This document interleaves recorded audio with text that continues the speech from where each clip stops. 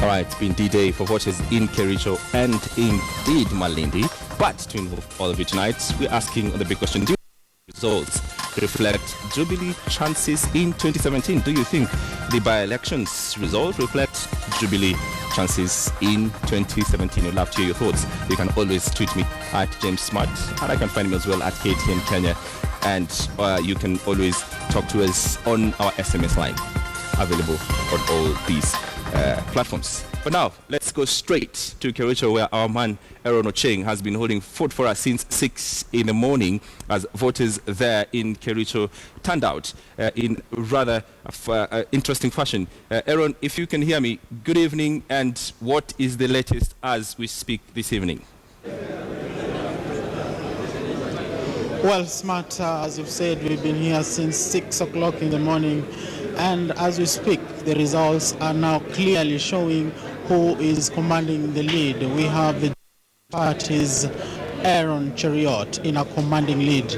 I would authoritatively say that Aaron Cheriot will be the next senator for Kericho County. As we speak, votes from 549 polling stations are already in out of the 623, and out of that 94,000 votes, 981 belong to Jubilee Alliance Party's Aaron Cheriot. Closely following him, I would not even call it close, but it is Kanu's Paul Sang, who has 4,754. If you look at the margin, we have less than 30 polling stations that are yet to present their results here. And I wouldn't imagine that out of those 30, it will change the tide here. It looks like a clean sweep here for Jubilee Alliance Party's Aaron Cheriot, and is set to become the next senator for Kericho County. Smart. All right, Aaron, these results that are just coming in, and trickling, you have to say that it's just partly of the number of polling centers that are reporting tonight. Do we have an indication really just at what point of the night we'll say we'd have a conclusive result from the entire Kericho County? Well, Smart, I've just said that results for only 30 polling stations. We have already received 549 out of 623. And looking at these are actually provisional results. They are not official results which will be announced by IEBC, because for IEBC to do that, they have to receive the hard copies from each polling station.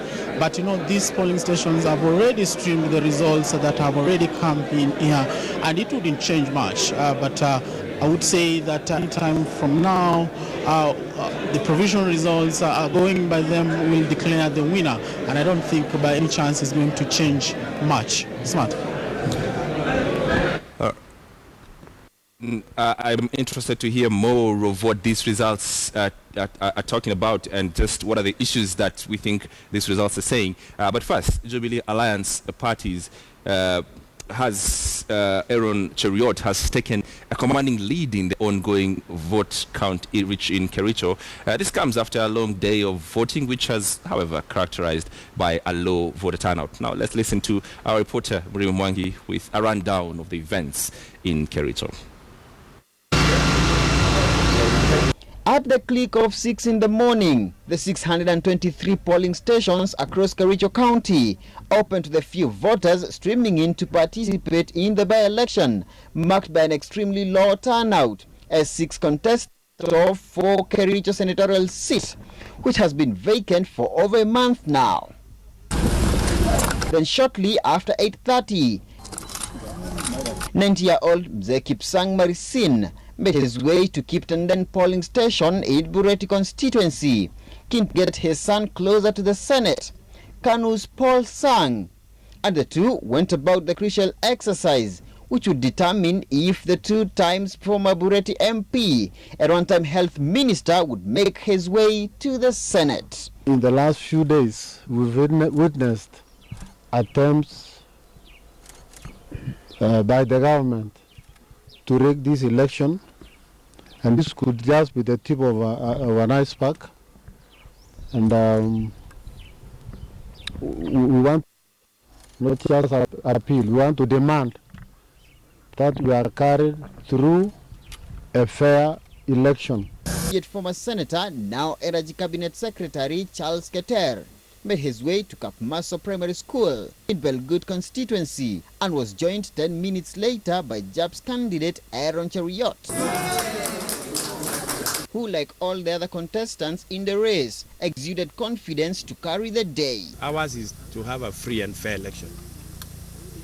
We are okay, and we are very confident we are winning.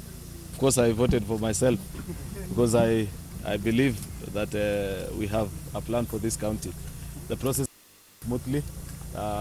We've managed to call around the county, and I think so far so good. We haven't had any incident that is negative. Imani ya kwamba watu wa Kericho watasema kwa sauti moja na kwamba ifikapo leo jioni tutakuwa tumejua mshindi ambaye ninaamini ya kwamba atakuwa ni Aaron mwenye ako hapa na sisi. Voted. I'll go around now to make sure that everything is okay.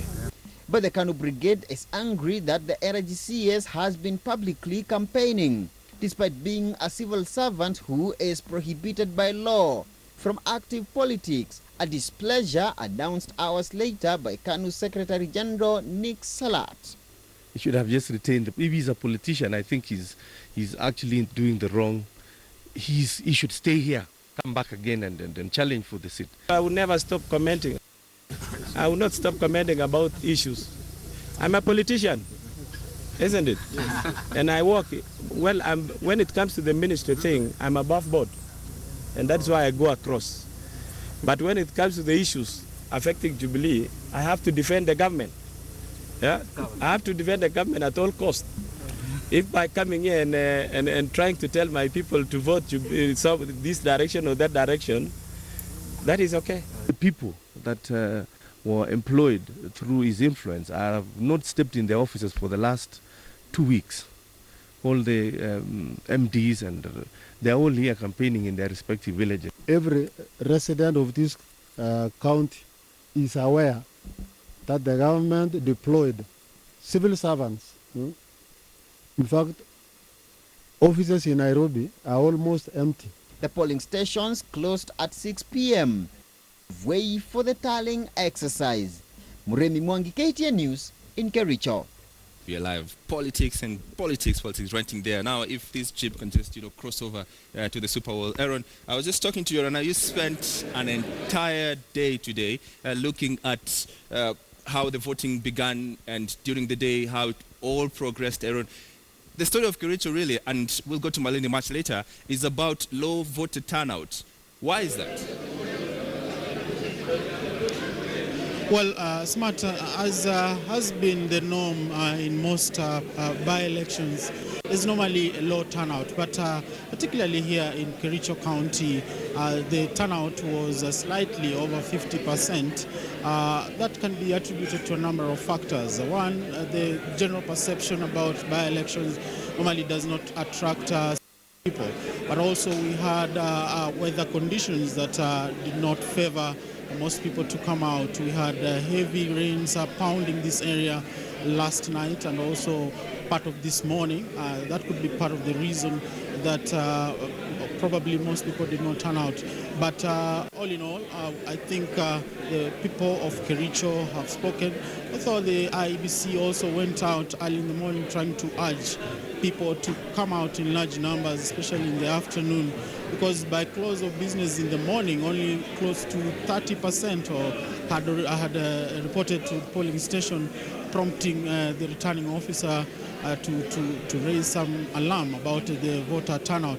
But this being a farming community, we saw quite a number of people coming in late in the afternoon, and by close of polling stations at 5 o'clock, we saw some substantial number of people compared to how they came in the morning. Smart. Aaron, you make a very interesting point. I want to just go with you on this. Kericho and the campaigns there have been high energy. They've been little, if you call low voter turnout. If you look at the campaigns, both on JAP and on KANU, they've been characterized with huge crowds. We've seen choppers, we've seen politicians, coming from Nairobi, obviously going to talk about how this is a supremacy battle, obviously, between the Deputy President and the Senator for Baringo, Gideon Moi. At what point then were these elections about the people of Kericho and choosing their representative? Well, there were underlying factors that characterized this by-election here in Kericho. One of it being the supremacy war between some leaders in the Jubilee Alliance Party, and I'll call it the rift in the rift, because before this election, we saw some supremacy battle between Deputy President William Ruto on one side and also Bomet Governor Isaac Ruto on the other side, and he was joined in by KANU Senator Gideon Moi. And from the look of things, it looked like a formidable force that could tilt the way against the Deputy President. But looking at these results, I'm sure after these results are announced officially, one person that will be happy and will be walking with his head high will be William Ruto, the Deputy President. These results are favoring him in a very large percentage. Looking at the manner in which it was conducted, this is South Rift. The Deputy President comes from the North Rift, and this place commandeers a lot of votes. The Kipsigis are the ones they have a number of persons in the Kalenjin community. And for you to commandeer this particular region, it gives you an upper hand when it comes to the Rift Valley in total. And these results, I'm sure, have favored the Deputy President by a large extent. Smart. All right, interesting discussions there, and I have to say that we are going to have a further drilling down of these discussions much later on this program. But now we've had two by-elections. There's an impression created, obviously, if you look at the press and social media. It looks like it's only Kericho that had a by-election, but no. Breaking news, Malindi as well did have their very own by-election, choosing the member parliament, choosing a member of parliament in Malindi. And now I'm joined by our man there, Mr. Francis Otuoma. I can hear you, Ben. James Smart. Great. The whole discussion, the whole day, Francis, has been about voter bribery. There's been issues about ODM spokesman being arrested and two Jubilee MPs as well being arrested. That's the story of Malindi today. How has that panned out? And as well, I need to find out about the voter turnout in the Malindi constituency. Well, James Smart, actually, Malindi was not isolated as far as voter bribery is concerned, and indeed there were two high-profile arrests that were made here early in the morning, and of course one of them is that of Philip Etale, who is the ODM's director of communications, who was arrested at 2 a.m. at his hotel in Malindi, and he was taken to questioning at the Malindi police station, and thereafter he was taken again to Kilifi for over the same. And thereafter today in the evening, actually ODM was saying that they had actually gotten orders to bar prosecution of Philip Etale and any case going on as regards that particular case. There was also the Mwea member of parliament who was also found at a polling station allegedly dishing out money, and he was also taken for questioning at the Malindi police station. These are two high profile cases that of course were given a lot of highlight just to indicate or rather to show that indeed there were some malpractices that were in this particular exercise, and of course what IBC has said that it will not of course stomach any of these affairs happening in the election. James Smart. Francis, I'm interested really to find out these two high-profile members of parliament who were arrested. What story were we given they were released? Because the information that we have is that they were caught, giving money. Well, according to the Malindi OCPD here is actually indicating that is only aware of one case, and that regards Philip Etale's case. He says that he was arrested, and until the time we were going to press, he was saying that he's still under the custody of the police and also still in questioning. But of course, there was that rejoinder that came from the ODM members. Of course, Secretary General Ababu Namwamba saying that they had actually gotten these orders. Circumstances as to why these two were arrested and later released are still not very clear at this juncture. And of course, these are some of the issues, or rather the questions that many are asking and trying to really put to test, especially the Independent Electoral and Boundaries Commission together with security apparatus here in Malindi, to try and ask why they were in the first place arrested on released. But of course, these are answers that have not been fully or rather exhaustively given. But of course, we will keep asking these questions for you, James Smart. Francis, the same question that I've been asking our very colleague Aaron Ocheng about Kericho, and I want to find out from you. We've had a presence of ODM luminaries from the former Prime Minister, the former Vice President, Mombasa Governor, and all the other MPs trooping in Malindi day in, day out. We've had the Deputy President as well and his Jubilee wing coming into Malindi almost on every single day. At what point were these elections really about the people of Malindi? Well, James Smart, you can actually give an assessment of this particular mini poll in so many spheres, and one of them is that one, that indeed it may not be after all anything about Malindi, but of course having a much bigger face of the national politics, and especially the Coast region as tied to the national politics. Well, there were, of course, a lot of stakes in this particular by-election, given that there were rebel ODM members of parliament who had actually decided to show indications of decamping, and they were campaigning for Philip Charo, who is the Jubilee, Jubilee Alliance Party member and an aspirant in this case. Well, and of course, there was also that other front that was being spearheaded by two governors, that is Amason Kingi of Kilifi and Ali Hassan Joho of ODM. Well, it was, as much as there was that huge battle of Jubilee and CORD at national level, there were also the local battles here pitting the two parties. And of course, this is a showdown that is, of course, not over until it's over. And any time from now, the returning officer, Stephen Karani, will be giving which way this particular by-election has taken. Smart. All right, I need to go back to you because I'm seeing, as you that the ODM candidate is leading in Malindi. I don't know if you have the latest results, or that's what you have. That's Taro himself on Willie Mtengo on the lead. Is that what you have, or is there any difference? Well, at this juncture, what is the latest is the fact that William Tengo is still leading, of course, with some 8,000. And already the number of polling stations that have presented their results here has already hit the halfway mark. We are talking of over 50 out of 100. And at this juncture, William Tengo is at some 8,000 votes, and followed closely by Philip Charo, who is at 5,000. And of course, this has actually reaffirmed the prophecy of a two-horse race that had actually been prophesied earlier on, that it will actually whittle down to these two candidates, and it looks like this is what is happening. But of course, the smaller candidates, or the other candidates, are also making a bit of headway also in this particular by-election. And interestingly, some of those who had actually declared that they have pulled out of this race on campaign platforms are also getting some votes, Matt.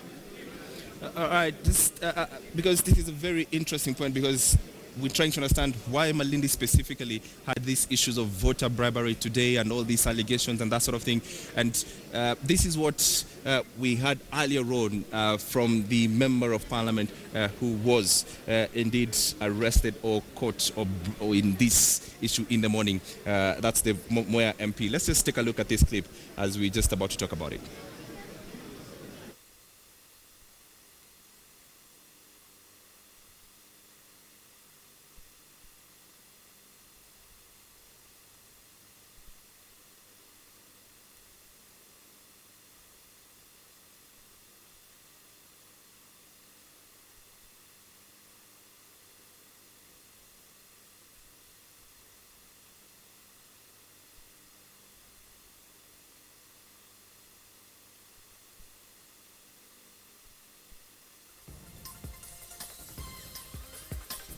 my colleague came and I think she was called by some of the agents there, some of the people who are mobilizers out of the police station.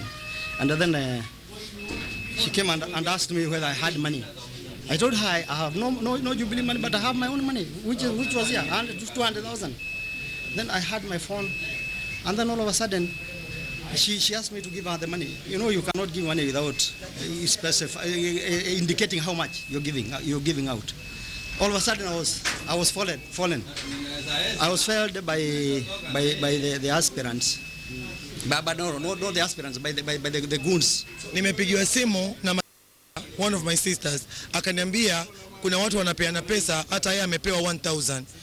Alafu kabla nitoke nikapigwa tena na vijana wengine ambao niko nao hapa. Pia wakaniambia mama, mnafanya nini Jubilee inapeana pesa? So kwa sababu mimi niko tu karibu na Kakuyuni polling station, nikatoka kwa nyumba, nikatembea. Nilipofika nikakuta huyu jamaa, nilikuwa sijajua jina lake, nikamuona anapeana pesa kwa kina mama. Nikamuuliza unafanya nini? Akaniambia hakuna kitu mimi nafanya. Alikuwa amejaza pesa kwa mifuko, mimi nikaanza kushika mifuko yake. Akaniambia hii ni pesa yangu, nimetum naenda kununua maji. Na anasema yeye ni agent wa hiyo polling station. Well, make that what you may about what is happening earlier this morning in Malindi. And Ontoma, I don't know what that meant. I don't. Do we have a clear story exactly of what this gentleman, the Mwea MP, was doing with so much cash, 200K, in a polling station? Mwea is way too far from where Malindi is.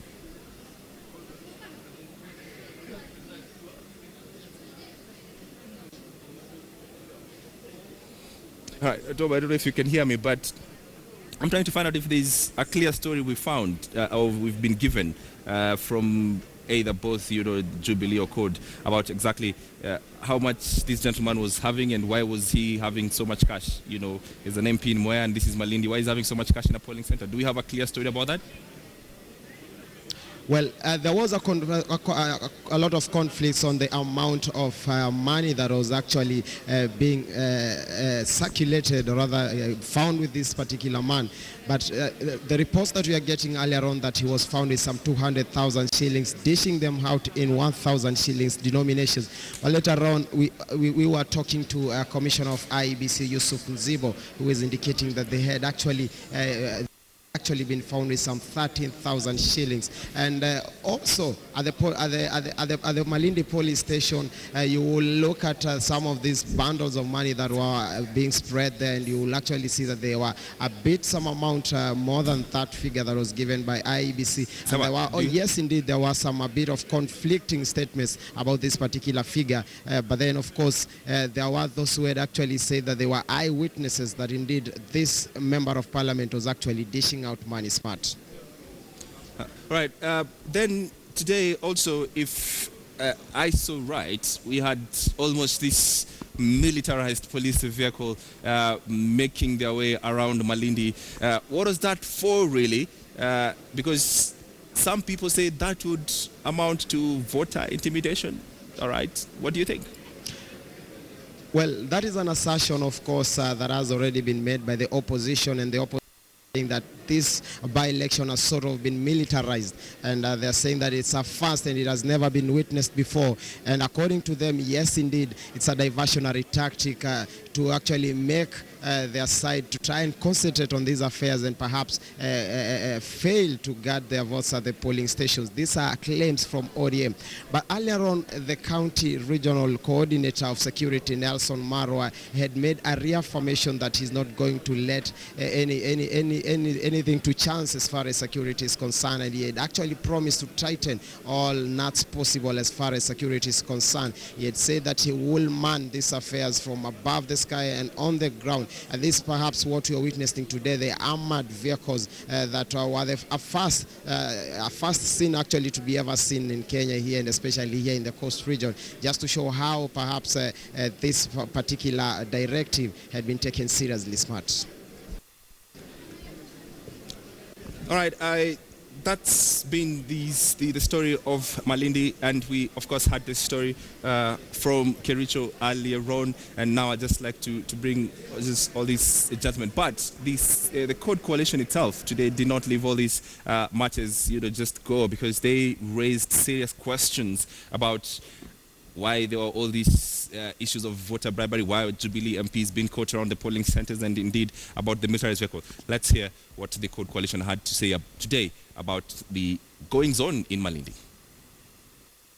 My worry is that what has been happening in Uganda against the opposition is being used as a template here in Kenya. As ODM, we believe in the rule of law. And against this attempt to return Kenya to the dark ages, we shall stand firm to apply the Constitution, protect the liberties and freedoms of the people of Kenya. Tumeona Kakuyuni, kituo cha Kakuyuni, kumepelekwa yale magari ambayo yameletwa juzi ya polisi, ambayo ni zile Hammer cars.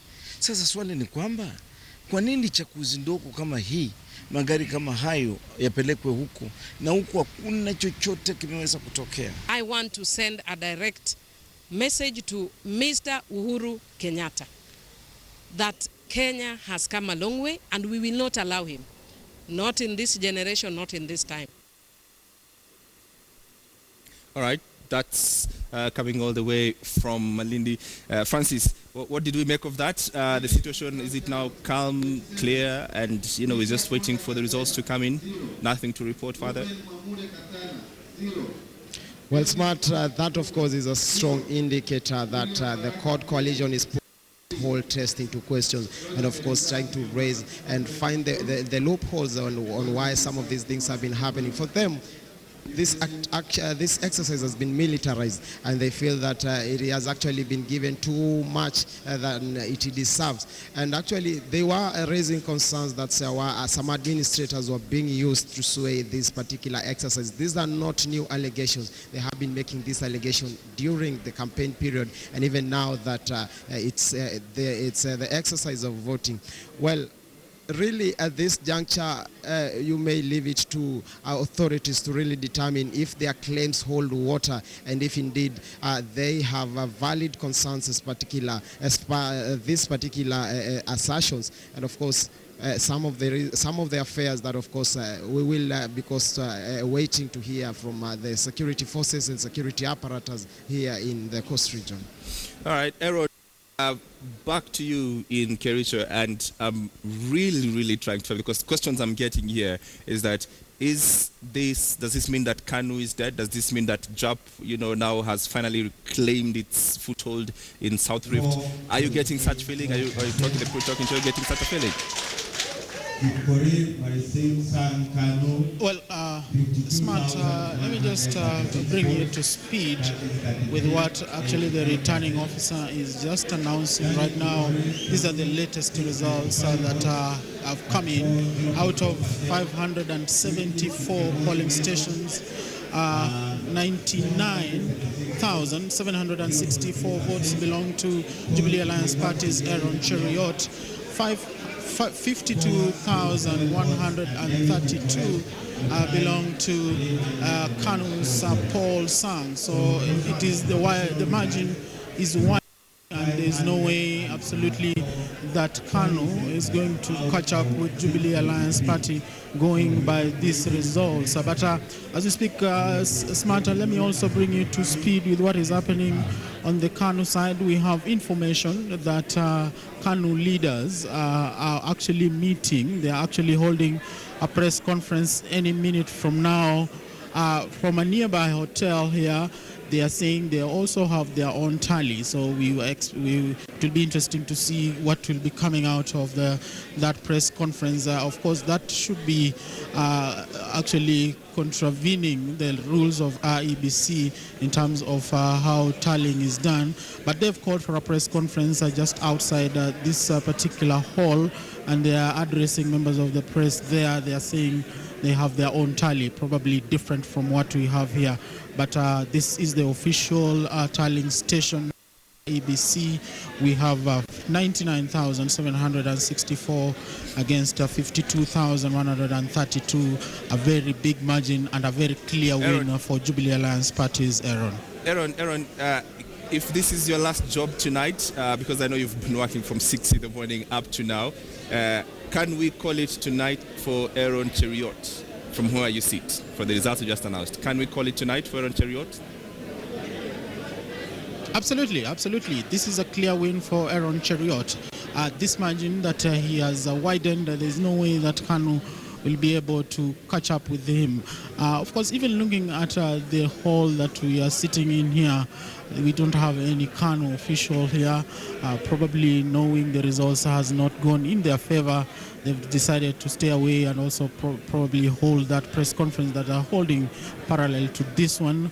This hall is filled with Alliance Party officials. If I can look on my right, I can see leader of majority in the Senate, Kithure Kindiki. We can also see Deputy Speaker of the National Assembly, Madam Laboso. We can also see Kipchumba Murkomen. They're here, they're just waiting for that official announcement or that final result from the last polling station before this hall will be full of jubilation for Jubilee Alliance Party, Smart. All right, Aaron. Francis in Malindi, can we call this to the ODM candidate William Chengo? Can we do that tonight? Well, at this juncture, really, we cannot really come to that particular conclusion because it's already, we are already left with some over 20 polling stations, and we actually don't know which side they belong in terms of strongholds, because that in this country, of course, you know that. And we are already 70-something out of 100. Of course, I feel like 20-something polling stations yet to submit their results here. William Tengo at 10,000, while Philip Charo of JAP is at 6,000. All right. In Malindi, wait and see. Playing safe there. Philip Ontoma, Francis Otoma, our man in Malindi. Aaron Ochieng calling it for Aaron Cheriot in Kericho. Thank you very much, both. You've done a fantastic job. You can have the night. Well, that's just about it from the latest in both Kericho and Malindi. And indeed, I need to have a discuss about this and what it means. And that's go to my panel tonight. I'm joined in studio by Dunstan Omari. Karibu sana. And Professor, good to see you. Matizolo. Karibu baba. Gentlemen, we have a lot to discuss. All right, we'll be coming to this gentleman shortly to what this election means and what the story of the election and what the numbers say. We're going to take a short break. We'll be right back. Don't go too far. I'm required to get it from 47 other counties. The government is now targeting to draft appropriate set of laws to help solve the puzzle that has made Kenya not industrialize fast enough to catch up with its peers such as South Africa and Ethiopia. Abiagina, KTN Business.